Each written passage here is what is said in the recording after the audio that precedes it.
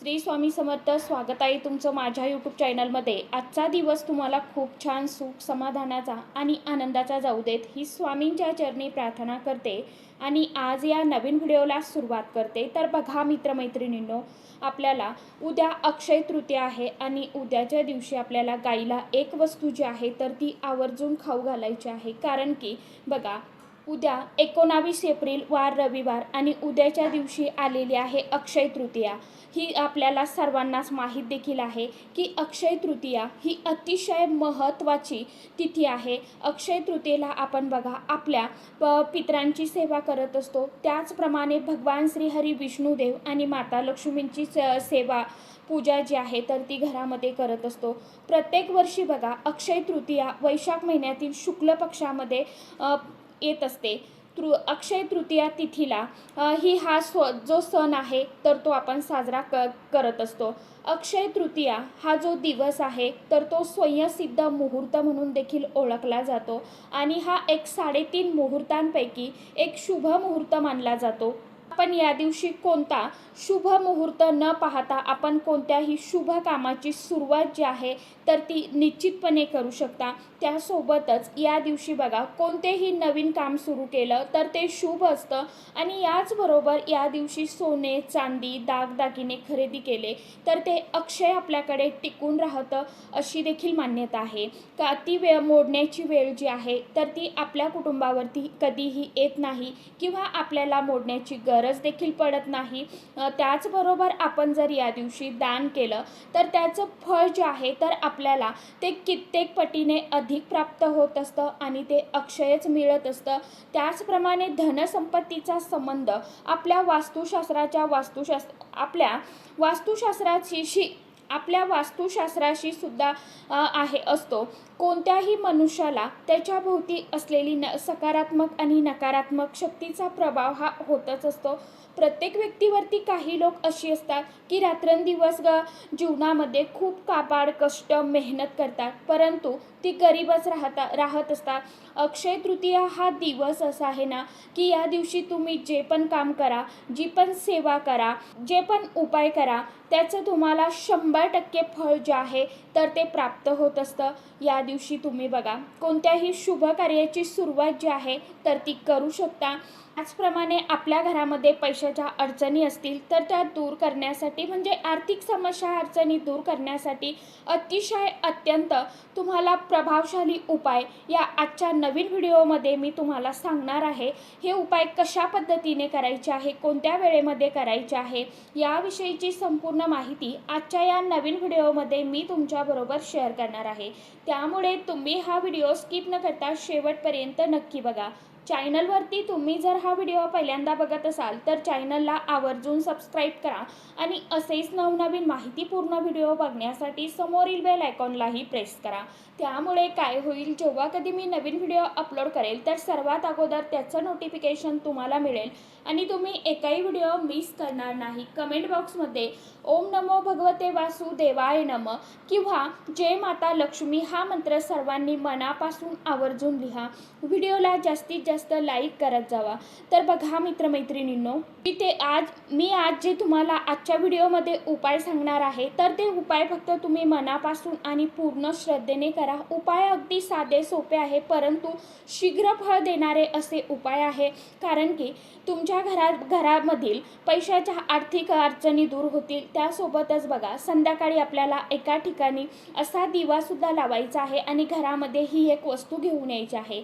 याच प्रमाणे गाईला एक वस्तू जी आहे तर ती आपल्याला आवर्जून खाऊ घालायची आहे. यामुळे तुमच्या सर्व अडीअडचणी, दुःख, दारिद्र्य, गरिबी ही नष्ट होणार आहे परंतु तुमची रात्रंदिवस प्रगती देखील होणार आहे. तर हे उपाय कसे करायचे आहे बघा. अक्षय तृतीयेच्या दिवशी तुम्ही सकाळी करा किंवा मग संध्याकाळी करा. तुम्हाला ज्यावेळी वेळ मिळेल ना त्या वेळेमध्ये तुम्हाला हा उपाय जास्तीत जास्त करण्याचा प्रयत्न करायचा आहे. कारण की उद्याचा दिवस जो आहे तर तो संपूर्ण दिवस शुभ असणार आहे म्हणून तुम्हाला कोणत्याही वेळेचं बंधन नाही आहे. तर ज्यावेळी तुम्हाला शक्य होईल त्या वेळेमध्ये तुम्ही उपाय करू शकता. बघा या दिवशी आपल्या पितरांची सेवा आपण करत असतो, पूजा करत असतो. त्यासोबतच माता लक्ष्मीची आणि भगवान श्रीहरी विष्णुदेवांची पूजा करतो.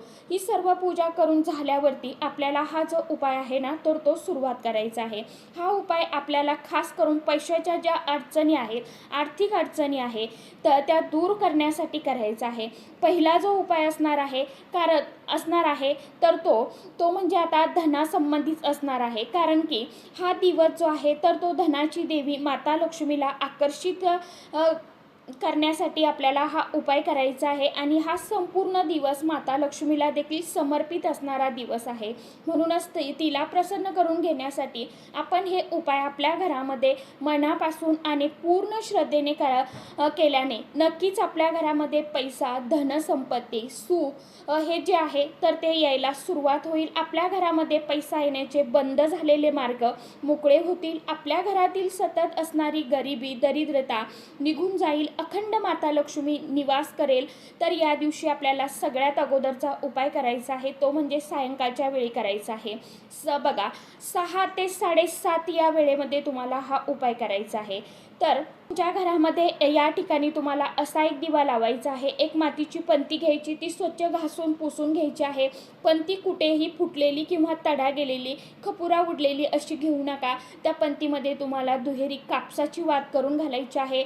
या पंतीमध्ये तुम्हाला शुद्ध गाईचं तुपच घालायचं आहे. एक अखंड लवंग त्यामध्ये तुम्हाला टाकायची आहे, फूल असलेली. त्यानंतर तुम्हाला एक हिरवी वेलची जी आहे, वेलदोडा तो टाकायचा आहे. एक काळी मिरी जी आहे तर ती टाकायची आहे. या 3 वस्तू तुम्हाला त्यामध्ये टाकायच्या आहे. या दिव्यामध्ये तुम्हाला टाकायचे आहे. एक प्लेट घ्यायची आहे. त्या प्लेटमध्ये 1 चमचा तुम्हाला हळद टाकून त्या हळदीवरती हा दिवा तुम्हाला ठेवायचा आहे. हळद तुम्हाला कोरडी ठेवायची आहे. तुम्हाला पेस्ट जी आहे तर ती करण्याची गरज नाही. कोरडी हळद तुम्हाला प्लेटमध्ये पसरून घ्यायची आहे. आणि तुम्हाला हा जो दिवा आहे तर तो ठेवून तुमच्या जो घराचा मुख्य मेन दरवाजा आहे, प्रवेशद्वार आहे आपलं, तर त्या उजव्या साईडला तुम्हाला हा जो दिवा आहे ना तर तो प्रज्वलित करायचा आहे. जेव्हा तुम्ही घरामध्ये प्रवेश करता बाहेरून आतमध्ये बरं का, तर ती जी तुमची उजवी असणारी बाजू आहे ना तर उजव्या बाजूला तुम्हाला हा दिवा ठेवायचा आहे आणि प्रज्वलित करायचा आहे. दिव्याला तुम्हाला सर्वप्रथम हळदी, कुंकू, अक्षदा, फूल अर्पण करायचं आहे. नमस्कार करायचा आहे. घरामध्ये बघा या दिवशी आपल्या घरामध्ये माता लक्ष्मी प्रवेश करत असते. जेव्हा आपण शुद्ध गाईच्या तुपाचा दिवा लावतो तर त्या तुपाच्या सुवासाने माता लक्ष्मी ही आपल्या घराकडे प्रसन्न होऊन आकर्षित होत असते, प्रसन्न होत असते. जेव्हा आपल्या घरामध्ये माता लक्ष्मी प्रवेश करते त्यावेळी आपल्या घरातल्या पैशाच्या अडचणी ज्या आहेत तर त्या हळूहळू कमी व्हायला लागत असतात. आपल्याला कष्ट आणि मेहनत तर हे करायचेच आहे, परंतु आपल्या कष्टाला, मेहनतीला आपल्या नशिबाची साथ मिळावी यासाठीच आपण हे छोटे मोठे उपाय जे आहे तर अशा ठराविक तिथीनं आपण करत असतो आणि करायलाच हवे. त्यामुळेच या अक्षय तृतीयेच्या दिवशी संध्याकाळी माता लक्ष्मी येण्याच्या वेळी असा एक दिवा तुम्हाला आपल्या मुख्य प्रवेशद्वाराजवळ लावायचा आहे. आणि दुसऱ्या दिवशी या दिव्यातील जी काही लवंग आहे, काळी मिरी आहे, वेलची आहे तर ते तुम्हाला निर्मल्यामध्ये एखाद्या झाडाच्या कुंडीमध्ये टाकून द्यायचं आहे. आणि ही जी प्लेटमधली हळद आहे ना तर त्यामध्ये थोडंसं पाणी मिक्स करून ही हळद तुम्हाला दुसऱ्या दिवशी तुळशीला अर्पण करायची आहे. त्याचबरोबर आता बघा समोरचा उपाय जो आहे तर तो आपल्याला अक्षय तृतीयेच्या दिवशीच करायचा आहे. तर या दिवशी बघा तुमच्या घरामध्ये जर तुळशीचं झाड नसेल, रोप नसेल तर तुम्हाला तुळशीचं एक झाड जे आहे तर ते आवर्जून आणून तुळशीच्या कुंडीमध्ये लावायचं आहे. म्हणजे तुळशी वृंदानामध्ये लावायचं आहे. तुळशीला साक्षात माता लक्ष्मीचं स्वरूप मानलं गेलं आहे बघा. म्हणून या दिवशी तुळशीचं रोप आणून लावणं हे खूप अतिशय अत्यंत शुभ मानलं जातं. तुळशीचं रोप जे आहे तर ते आपण कुंडीमध्ये लगेच लावून टाकायचं आहे. तुळशीची देखील तुम्हाला पूजा करायची आहे मनोभावे. शुद्ध गाईच्या तुपाचा दिवा, धूप लावायचा आहे. तुळशीला थोडंसं गाईचं कच्चं दूध अर्पण करायचं आहे. तुम्ही हा उपाय सकाळी सुद्धा करू शकता किंवा मग दिवसभरामध्ये तुम्हाला ज्या वेळी वेळ मिळेल त्या वेळेमध्ये तुम्ही हा उपाय करू शकता. फक्त संध्याकाळ होण्याच्या अगोदर तुम्हाला हा उपाय करायचा आहे. त्यामुळे आपल्या घरातील अडचणी, दारिद्र्य, गरिबी जी आहे तर ती दूर होत असते. घराची उत्तरोत्तर प्रगती होत असते. त्याचबरोबर एक तुळशीपत्र आवर्जून या दिवशी आपण भगवान श्रीहरी विष्णू देवांची जेव्हा सकाळी पूजा करतो तर त्यावेळी आपल्याला पिवळ्या रंगाच्या वस्तू, पिवळ्या रंगाची फुलं अर्पण करत असतो. त्याचप्रमाणे त्यांच्या पूजेमध्ये महत्त्वाची असते ते म्हणजे तुळशीपत्र, मंजिरी ही आवर्जून भगवान श्रीहरी विष्णू देवांना यांना अर्पण करायचे आहे. किंवा मग आपण या तुळशीपत्राची म्हणजेच 11 तुळशीपत्र घ्या, 108 घ्या, तुम्ही एक माळ बनवा, एक हार बनवा आणि भगवान श्रीहरी विष्णुदेवांना हा हार जो आहे ना तर तो गळ्यामध्ये घालायचा आहे. आता समोरचा उपाय जो आहे तर तो म्हणजे गायी संबंधित असणार आहे. बघा, पितृपक्षामध्ये सुद्धा गायीला खूप अनन्यसाधारण असं महत्त्व आहे आणि अक्षय तृतीयेच्या दिवशी सुद्धा गायीला तितकंच महत्त्व आहे बरं का. आणि म्हणूनच गायीला ही एक वस्तू आपण खाऊ घालायची आहे. गाय ही बघा सर्व विश्वाची माता आहे आणि गायीमध्ये 33 कोटी देवी देवतांचा वास असतो असं आपल्या हिंदू धर्मामध्ये मानलं गेलं आहे. गायीला माता लक्ष्मीचं प्रतीक सुद्धा मानलं जातं, म्हणून आपण गायीची पूजा करत असतो. आणि अक्षय तृतीयेच्या दिवशी तुम्ही कोणतीही सेवा नाही केली तरी देखील चालेल, फक्त गायीची मनोमन तुम्ही पूजा करा मनोभावे. तुम्हाला बघा, गायीची पूजा केल्यानंतर गायीला आपल्याला एक वस्तू जी आहे तर ती खाऊ घालायची आहे. यामुळे तुमच्या आयुष्यामध्ये सर्व अडचणी, अडथळे जे आहेत, संकटे जे आहेत तर ते दूर होतील, पैशाच्या अडचणी दूर होतील, अडकलेली जी काय तुमची रखडलेली कामं आहेत तर ती हळूहळू पूर्णत्वास जाईल. कारण की तुम्हाला 33 कोटी देवी देवतांचा कृपा आशीर्वाद जो आहे तर तो मिळणार आहे. अक्षय तृतीयेच्या दिवशी तुम्हाला बघा, शक्य असेल तर गाईला हिरवा चारा खाऊ घालायचा आहे. जर तुमच्याकडे हिरवा चारा नसेल तर मग तुम्हाला काय करायचं आहे, एक गव्हाची चपाती किंवा पुरणपोळी तुमच्या घरामध्ये तुम्ही बनवत असाल तर पहिली पोळी जी आहे तर ती तुम्हाला या दिवशी प्रत्येक घरामध्ये पुरणपोळी जी असते तर ती बनवली जात असते. पुरणपोळीमधील एक पोळी तुम्हाला घ्यायची, शक्यतो करून पहिली घ्या आणि त्या चपातीवरती तुम्हाला एक गुळाचा खडा ठेवून ही चपाती तुम्हाला उजव्या हातामध्ये घ्यायची आहे बरं का. आणि तुम्हाला गाईला खाऊ घालायची आहे. आता बघा, तुम्हाला काय करायचं, गाईजवळ जायचं आहे, स्वच्छ एक पाण्याचा लोटा भरून घ्यायचा आहे, ताटामध्ये एक दिवा घ्यायचा आहे, हळदी कुंकू घ्यायचं आहे, धूप लावून घ्यायचं आहे. गाईच्या तुम्हाला समोरच्या पायावरती पाणी टाकायचं आहे, त्यानंतर मागच्या पायावरती पाणी टाकायचं, गाईला हळदी कुंकू लावायचं. ही पूजा करत असताना मनामध्ये ओम नमो भगवते वासुदेवाय नमः हा या षडाक्षर मंत्राचं तुम्हाला पठण करायचं. त्यानंतर गाईची तुम्हाला पूजा करायची, गाईला ओवाळून घ्यायचं आणि गाईला ही चपाती जी आहे ना तर ती खाऊ घालायची आहे आपल्या उजव्या हाताने. पोळी खाऊ घालत असताना बघा, तुम्ही तुमच्या मनामध्ये तुमची जी काही इच्छा असेल तर ती तुम्हाला व्यक्त करायची आहे. त्यासोबत गाईला तुम्हाला 5 किंवा 7 शक्य असेल किंवा 1 शक्य असेल प्रदक्षिणा करणं तर प्रदक्षिणा करायची आहे. प्रदक्षिणा करत असताना तुम्हाला ओम नमो भगवते वासुदेवाय नमः या मंत्राचा जप करायचा आहे. आता तुम्ही जेवढ्या प्रदक्षिणा केल्या तेवढ्या प्रदक्षिणा झाल्यावरती तुम्हाला गाईचा जो उंचवटा असतो तिथे तुम्हाला हात ठेवायचा आहे. थोडक्यात सांगते, गाईच्या पाठीवरनं तुम्हाला हात फिरवायचा, तुमच्या मनातील जी काही इच्छा असेल तर ती तुम्हाला परत बोलायची, गोमातेला नमस्कार करायचा आणि तुमच्या मनातील जी काही इच्छा आहे तर ती लवकरात लवकर पूर्ण होण्यासाठी तुम्हाला भावना व्यक्त करायच्या आहे. तर अशा पद्धतीने हे मी तुम्हाला जे उपाय सांगितले आहे तर ते अक्षय तृतीयेच्या दिवशी करायचे आहे. अक्षय तृतीया हा दिवस अतिशय अत्यंत खूप खास आणि महत्त्वाचा, तितका शुभ असतो हे आपल्याला सर्वांनाच माहीत आहे. या दिवशी आपण जी पण काम करतो, जी पण कर्म करतो, जी पण सेवा करतो, उपासना करतो तर त्या सेवेचं, उपायांचं 100% फळ जे आहे तर ते आपल्याला अक्षय स्वरूपामध्ये लाभत असतं.